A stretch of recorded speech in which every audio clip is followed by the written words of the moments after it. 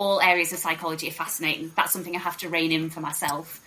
I would say I'm quite passionate about ADHD assessments currently and supporting people with ADHD because of my kind of recent diagnosis. And I guess it's an area where a lot of people need support currently. Hi, I'm Naomi Murphy, and this is the Locked Up Living podcast, where we talk with a wide range of people about harsh aspects of institutional life. We also explore some of the ways to overcome them and to grow and develop. I'm David Jones. So join us every Wednesday morning, 6 o'clock UK time, for a fresh podcast. So today we're joined by Jo West, who's a consultant forensic psychologist. She spent quite a few years working in the prison service, and then she moved to the NHS Offenders with Personality Disorder pathway before setting up her own independent practice. And Jo's also late diagnosed with ADHD and really passionate about supporting people in understanding and coping with ADHD traits. Welcome. Glad you could join us today, Jo.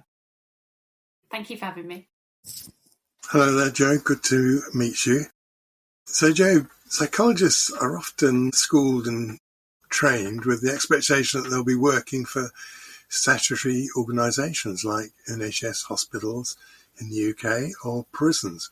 What was it like for you to move as a forensic psychologist from the prison service to the independent sector? Yes, I think it was quite nerve-wracking for me. I'd worked in the prison service for a long time. I think it was 11 years in total I was there. And I started as a psych assistant and then moved to a trainee psychologist and then to qualified. So it was all I knew, really. And I think when you're working there, it's a bit of a bubble, I suppose. You're in that world, you're really immersed in it, and you don't know what other opportunities are out there.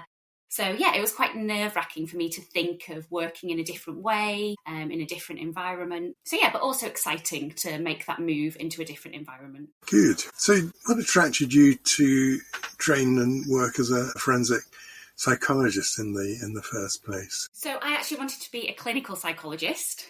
I've ended up as a forensic psychologist. So I wasn't really very academic at school. This is a bit of a long story but yeah, wasn't very academic at school. And then I did psychology at A-level and really loved it and decided to go to uni to pursue it. And I did a clinical psychology module there as part of my undergraduate and decided that's what I wanted to do. And then when I came out of university, I was just kind of applying for lots of different jobs. I'm sure people know how hard it is to get a psychology assistant position. So I thought, well, there's one in a prison. I'm just going to go for that. And it was in Hull, which wasn't very near where I lived. Anyway, I got the job. And so off I went, really. And from that point, I just stayed on that path, really. I enjoyed the work. I thought it was really interesting.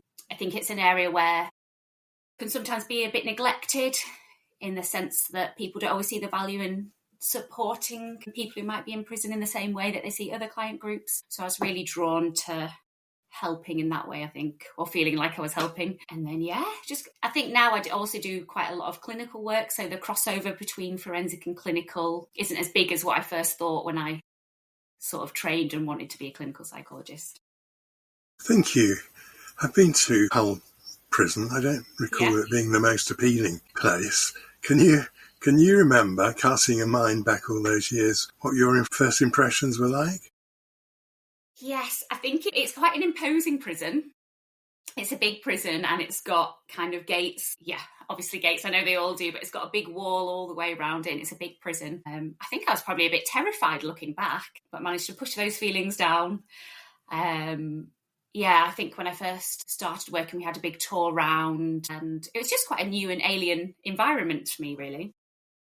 When I did my degree at Hull, actually, and while I was there, I knew I wanted to be an applied psychologist, so I was thinking about what options there were, and I wrote to the head of psychology at Hull Prison, and he invited me to go in and have a look round, and we went to the special unit that they had there for the more volatile prisoners, and it was...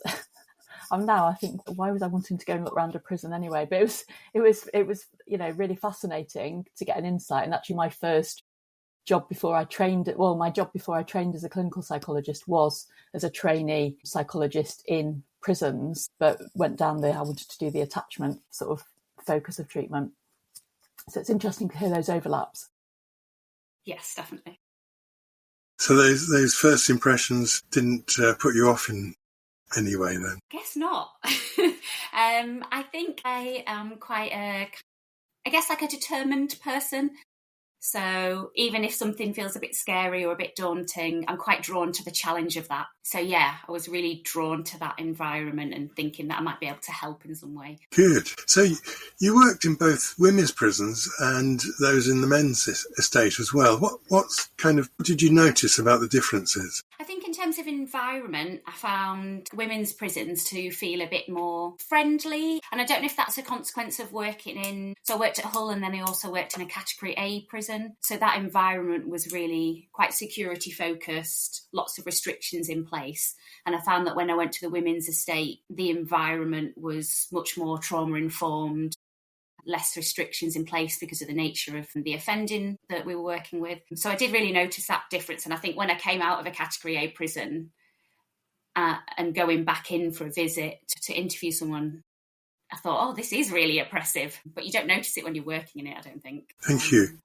Yeah. And then I guess just with men and women as a client group, there's some kind of key differences there. Working with the men, they tended to be a little bit more kind of reserved, quiet, up to talking about emotions. Whereas some of the women were very lively, which I really enjoyed, and they'd be really expressive with their emotions. Thank you. What kind of I'm just remembering as you're talking, actually, that I visited both Franklin, which is a high security prison, and Low Newton, which is right next to it. And I remember being really struck by the difference in atmosphere. And I guess the same must have had the same sort of impact on you, did it? Yeah, I was thinking about why there is a difference. And I think one of the things I noticed from a psychology point of view is that there weren't any treatment interventions designed for women in the same way that there were for men. So it meant we got to do a lot more bespoke interventions. It felt like we had more autonomy and could be more trauma-informed. Yeah, I don't know. The women's services seemed to be a bit more advanced at the time when I was working there in terms of thinking about the environment and the impact that can have on people. Is there any aggression, Jo? I'm just remembering back to working in a mixed sex, medium secure service at hospital, and it all seemed like the women were actually, there was more aggression, but in a sort of a lower impact way, on a very regular basis from the female patients, whereas the men were less volatile, but actually when they did become aggressive, their aggression seemed a lot more dangerous. I don't know if you noticed that in the prison system. Yes, that was definitely my experience as well. And actually some of the people who'd been the kind of males who'd been convicted of really violent offences were actually, kind of day to day, very calm, kind of no issues with violence day to day. But if things did happen, they could be quite serious. Whereas working with the women, I used to do a group with women and it was really enjoyable, but quite lively. I guess a lot of kind of minor relationship breakdowns, which could quickly become kind of verbally aggressive, physically aggressive. So more regular, but not usually that serious. So I agree with you. Jo, so thanks very much for that. But although you've left the prison service, you've continued to go into prisons as an independent psychologist. So what kind of work are you doing now? So I'm quite involved still in individuals at kind of any stage of the criminal justice system. So I do a lot of expert witness reports for people who are kind of pre-trial, maybe they've been sentenced and somebody wants to know what mental health difficulties they have. And then I also do quite a few parole reports. So going back into prisons and meeting with an individual who's there and thinking about whether they can be managed in the community, whether release is appropriate. So still really involved in that side of things, working with people in prisons and in the community. So that's a really challenging area of work, isn't it? Because it's so high profile, particularly if something goes wrong. How do you manage to cope with that kind of responsibility? I don't know. I think when you train to be a forensic psychologist, you do churn out a lot of risk assessments, a lot of parole reports. It kind of, it's just something you're really used to. So I don't know how I cope with that, actually. This is an unfair question. I don't know. I suppose I'm just used to it, and then I have things in place like supervision to support my mental well-being, and I've built up a network of colleagues I can talk to and sort of keep involved with what's happening in the prison service, what's happening in the community, what can be out there for people to help them. Thank you. I was just thinking, Jo, about I mean, parole hearings are supposed to be sort of non-adversarial. I can't think of the word now. Yeah. For the opposite of that, but they're not supposed to be adversarial. And yet, just thinking about when the prison service is producing reports which are often about, I guess, detaining the person for long or justifying the treatment that they've been offered. And I think sometimes the dynamic can seem as if it's a little adversarial on parole boards. I don't know if that's your experience. Yeah, definitely. I've had really mixed experiences. So I've had some parole hearings that have, felt really adversarial and felt really challenging. And then some that have been really trauma-informed and really validating. I'm thinking of an example recently, actually. So I'd completed a report as the independent psychologist, and it went to hearing, the parole hearing. They didn't sort of agree with my stance, which is fine, my opinion about risk, and they made a comment about, I can't think how they worded it. It was something about, we're going to get a report from our side. That's what I mean.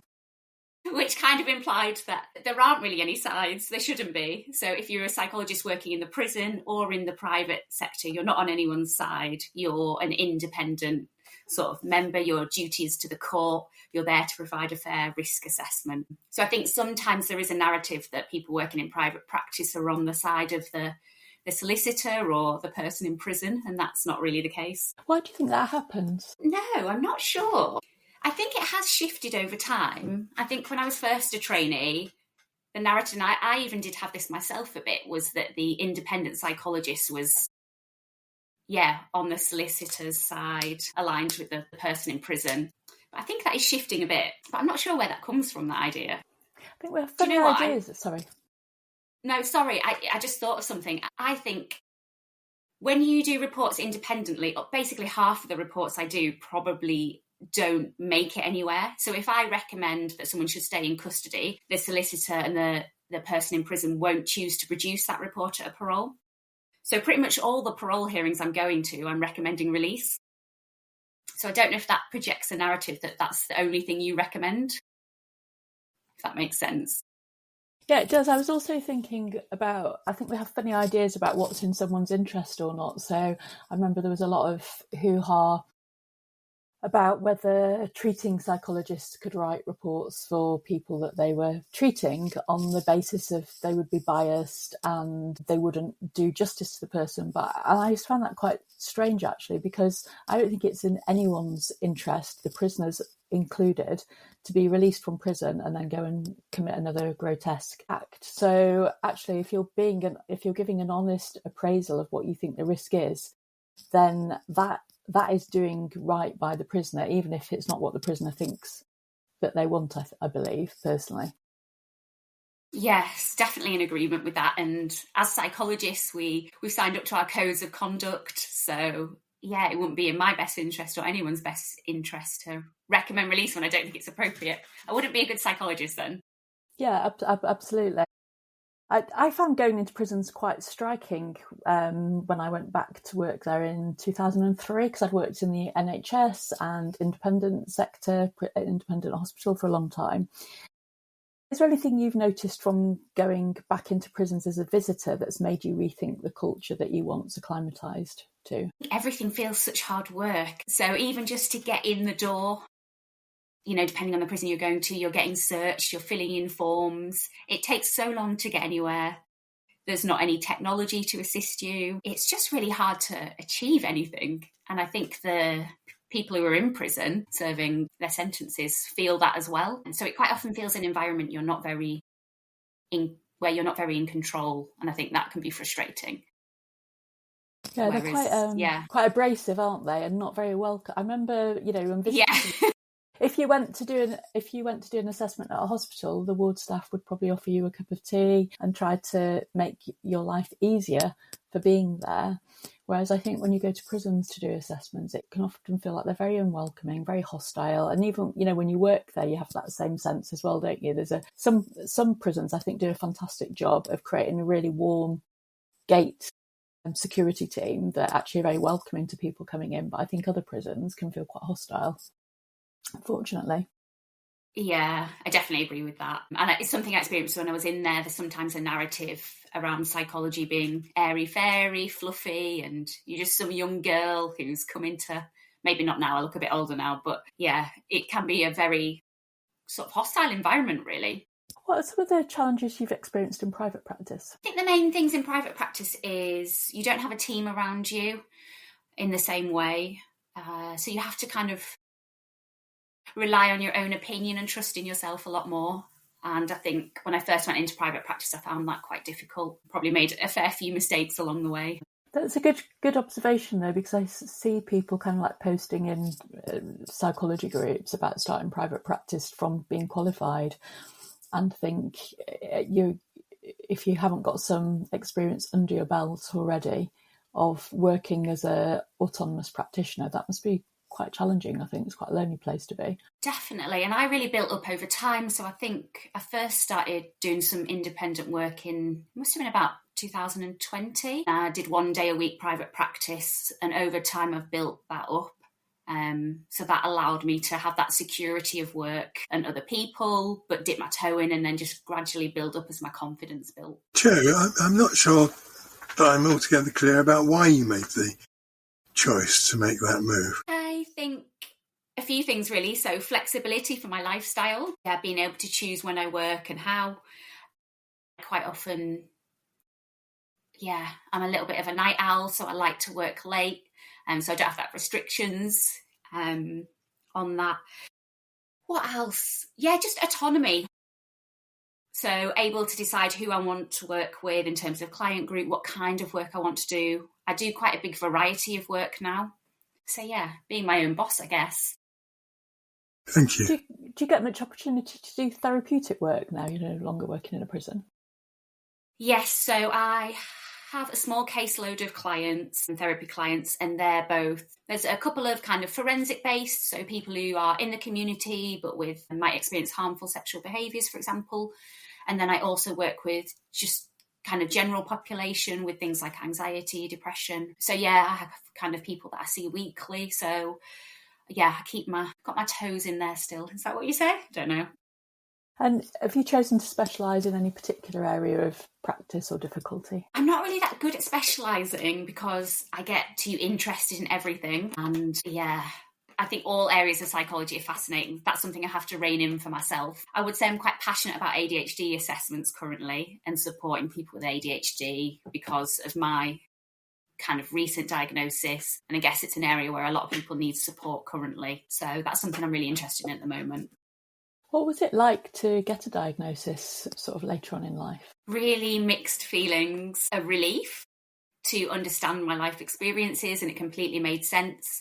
But also, it's a bit of an identity crisis, I think. So kind of working through that was difficult. I think as a psychologist, you're quite self-aware. And for me to not realise I had that for 38 years of my life, I was thinking, well, how did I not know this, really?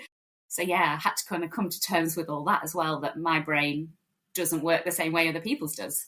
And I didn't know that. Thank you. So that sounds like quite a discovery for you, but also it sounds as if it gave you some sort of explanation of why you'd experienced the world in the way that you have done. Is that right?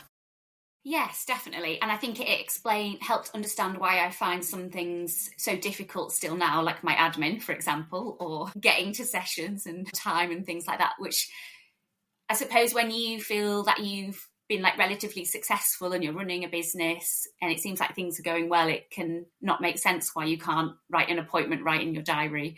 So I think it helped me understand that I'm not stupid, that I can't do those things. It's just they're not my area of strength, I guess. So, you just mentioned something which I think is terribly important, that some people can go through life thinking that they're stupid, when in fact they've got these particular difficulties that you're referring to. Yeah, and I think that's what I enjoy about kind of supporting people post-diagnosis, is helping them to kind of review their life experiences through that different lens. So, and I understand that you do quite a lot of AD assessments. And, of course, this is bang in the news just at the moment, isn't it? Do you find there is a weight of expectation or even concern about these assessments these days? Yeah, I think there's lots of different narratives in the media that are unhelpful, certainly around it being overdiagnosed, which isn't to say we shouldn't think about assessment processes and make sure they're really thorough so we capture everything. But I think that kind of blanket narrative isn't that helpful. And I think from my own experience, I think there's one of the other narratives is that private assessments aren't of good quality and the NHS commissioned ones are. I've actually had both a private assessment and an NHS commissioned assessment through Right to Choose. And my Right to Choose one was 50 minutes long. And it was very invalidating. And the one that I paid for my assessment privately was much longer and much thorough. I think in either a private or an NHS commissioned service, you can have a good or bad assessment. It's not one or the other. I guess though for a lot of these assessments, if they're, especially if it's connected to school, school age kids, naturally when children have problems with attendance, there's often the parents are frightened of being prosecuted for their child not being in school. And I think there can be a pressure, that actually if the child is labelled either ADHD or autistic, then there's a different approach to what happens. There's a bit more leeway. And I wonder whether you ever find yourself on the receiving end of do you feel under pressure that the parents really wanting that diagnosis when it might not fit, or maybe that isn't something you've noticed? Yeah, so I predominantly work with adults or adolescents. Yeah, I think some people might feel that really explains what's going on, and we all want an explanation, don't we? A reason for something. I've certainly had experiences where I've not diagnosed ADHD. I think there's something else going on. And sometimes people find that really difficult to, they have a difference of opinion. And maybe they've built their narrative through kind of self-diagnosis that is what's going on. And to have that kind of shattered can be really difficult for people. I think it's difficult because the traits of ADHD are things that lots of people have. But of course, the diagnostic criteria is about how much they impact you and how frequently those traits happen. I think it's quite challenging to be hearing and examining repeated accounts of crimes as you're having to do in your role as independent witness. How do you look after your own emotional well-being? Yeah, I think what I try to hold in mind is that because it is really hard to be exposed to that kind of material. I think what helps me is that in supporting that person, you're decreasing the chance of offending happening again. And that is supportive of a victim or a potential victim, even if you're not directly working with them. So that helps me, as well as trying to understand what's happened and within a framework of compassion. That helps you to see past the actions, I guess. And then, alongside that, I do use a lot of the skills that I support other people to use. Mindfulness and some stuff from dialectical behaviour therapy really helps me around acceptance. And what else? Chocolate and spending time with friends and all those kind of things. Thank you. Thanks a lot, Jo. Thank you. Great stuff, Jo. Thanks very much.